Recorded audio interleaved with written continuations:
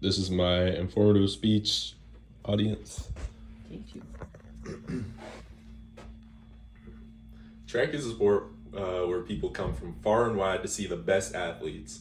And the event that they want to see most is the 100-meter dash. Those are the fastest athletes on the planet, and it's very interesting to see. The first 30 to 40 meters are the most important of the race. This is what's called the drive phase.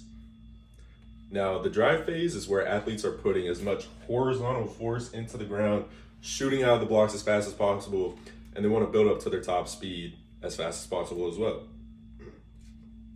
Now, to get the best start, it comes down to three simple things: reaction time, triple extension, and your transition into top speed. First off, your reaction time. This is the start of the race. Here, athletes are going to have a reaction time of less than 200ths of a second usually, and then the best athletes, they'll be around 1400ths of a second. Many races are decided right here. If you get a bad reaction time, then it's usually end of the race for you. But if you get a good reaction time, that can slingshot you ahead and put you in a great position. And many experts believe that reaction time is purely genetic, but there is some training out there that you can do for it. And reaction time isn't just in the brain, it's more of the brain telling the muscles to fire and then the muscles actually firing. So it's a lot more that goes into it than some think. Next up, we have triple extension.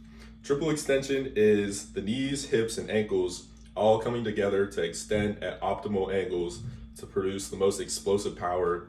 And you'll see this a lot of the time coming out of the blocks, but in standing up sprinting as well. All the top athletes that you see out there, especially in short sprints, are using triple extension, every single athlete. And if you look into the similarities of power cleans and triple extension in sprinting, you'll see a lot of very similar things. So when an athlete comes up for a power clean, they're putting as much force into the ground as possible. And then as the bar travels up, they go up on their calves.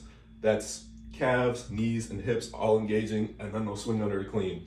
If you put that top position into a freeze frame and you take a picture of it, and then you take a picture of an athlete sprinting out of the blocks, they'll be very similar. Lots of close things that match up there.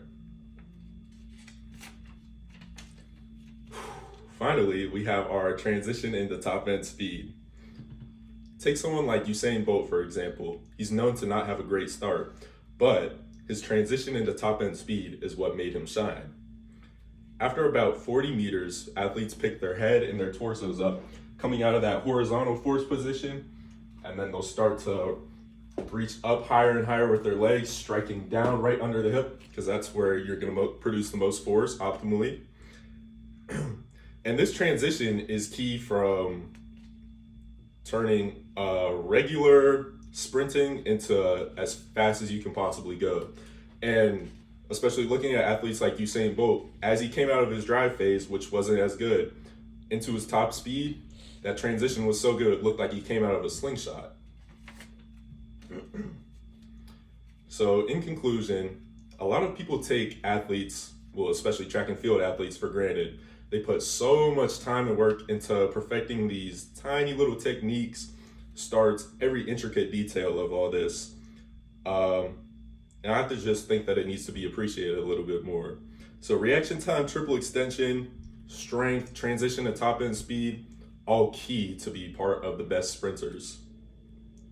And these are really the difference of winning and losing, and you'll see the best athletes at the finish line using these.